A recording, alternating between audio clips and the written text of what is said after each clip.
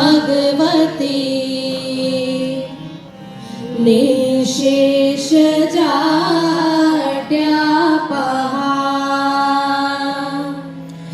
शुक्लां ब्रह्म विचार सार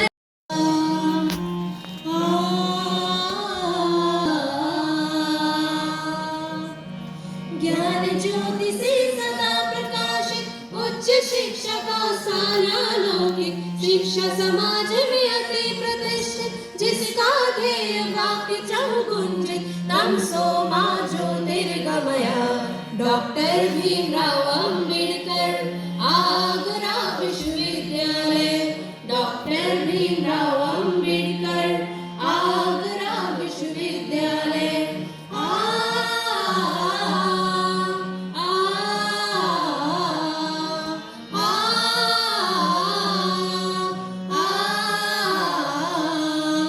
विश्व गुरु भारत देश की धरती पर उत्तर प्रदेश की कृष्ण की जन्मभूमि अति पावन जमुना बहती जहाँ मन भावन अग्रवन की प्राचीन संस्कृति शिक्षा दीक्षा की अनुपम यह कृति 1927 में स्थापित 1 जुलाई से राज्य अधिशासित मातृ संस्था बहु संस्थानों की जननी अनेक विश्व थोड़ा सा सोचना पड़ेगा। मेथोडोलॉजिकल पार्ट में भी आपको आपके टीचर अच्छी तरीके से बताएंगे कि कैसे मेथोडोलॉजी को फ्रेम करना है, क्या कैसे काम करना है, क्योंकि सिनॉप्सिस को बनाते समय एक जरूर चीज दिमाग में रखिएगा कि जब हम लोग कभी काम करने जाते हैं तो कभी भी हम फील्ड पे पहले नहीं उतरते।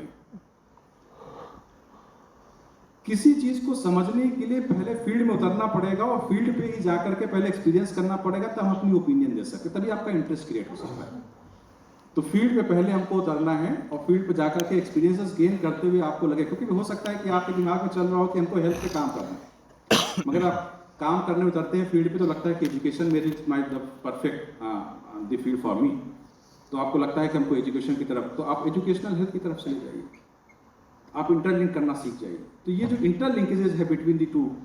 टॉपिक्स के बीच में या दो विषयों के बीच में, और NEP 2020 भी कहती है कि आज इंटरडिसिप्लिनरी अप्रोच या मल्टीडिसिप्लिनरी अप्रोच में हमको सारा का सारा काम करना है। तो थोड़ा सा हमको देखना पड़ेगा,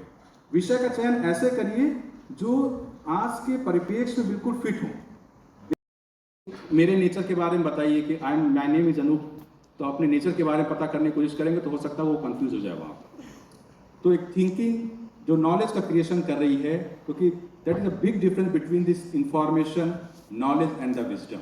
इन तीनों में जमीन आसमान का अंतर है। तो सोचना को कैसे हमको नॉलेज में कन्वर्ट करना है और नॉलेज को कैसे विजडम का काम करना है। विजडम तो बहुत पराकाष्ठा वाली चीज़ होती है, वहाँ पे आम आदमी जल्दी नहीं पहुँच पाता है। जिसको केवल की प्राप्ति होती है वही विजडम तक पहुँचता है, मेरा अपना एक मानना है। ये बहुत ही एमरिट प्रोफेसर होते हैं, जैसे हमारे लखनऊ विश्वविद्यालय के सोशल वर्क डिपार्टमेंट के एलुमनस भी रहे हैं और यहाँ के फॉर्मर डायरेक्टर भी रहे हैं प्रोफेसर राजेश्वर प्रसाद साहब, एमिनेंट स्कॉलर, जिसको मैं मानता था कि आप उनको खड़ा कर दीजिए, किसी विषय में पूछ लीजिए। मुझे इसलिए भी अच्छी तरीके से याद है कि जब मैं 2001 में एज ए लेक्चरर अपॉइंट हुआ लखनऊ विश्वविद्यालय में, तो एक कॉन्फ्रेंस में आगरा आया, 2002 या 3 की बात होगी, और एक होटल में कॉन्फ्रेंस की गई क्रिमिनोलॉजी पे। और जब मैंने अपना पेपर प्रेजेंटेशन किया, प्रेजेंटेशन करने के बाद में जब मैं घर पहुंचा तो 1 हफ्ते के बाद में प्रोफेसर राजेश्वर प्रसाद साहब का एक लेटर इनलैंड मेरे पास में आ गया, मैं आज भी मेरे पास में रखा हुआ है। और इनलैंड में लिखा कि डॉक्टर भारतीय कि आपको पेपर प्रेजेंटेशन करने के लिए आपको इन सब चीज़ों को दिमाग में रखना पड़ेगा, ये एक गाइडलाइन है, रेफरेंसेस पढ़ने पड़ेंगे, कोट करने पड़ेंगे, आपको स्टडी ज़्यादा करनी पड़ेगी। तो आप ये सोच लीजिए कि एक अच्छा टीचर